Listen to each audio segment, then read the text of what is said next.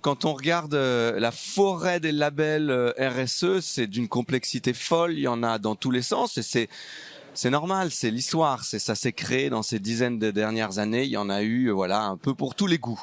Maintenant, il faut qu'on arrive à mieux les utiliser, à simplifier. Mieux les utiliser, c'est ce qu'on fait par exemple avec la loi Industrie verte qu'on a votée à l'Assemblée nationale en juillet, qui permet de mieux prendre en compte par exemple dans la commande publique les critères RSE et de transition écologique.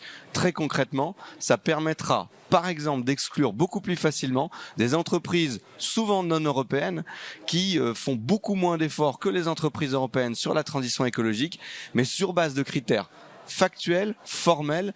Voilà. Donc mieux utiliser ces labels. Deuxième chose, c'est simplifier, vous l'avez mentionné, parce qu'il y a une forêt de labels très importante. Alors ce qu'on a fait avec le projet de loi Industrie verte et sous l'action de Bruno Le Maire, c'est la création du label triple E, Excellence environnementale européenne, qui doit permettre de simplifier tout ça.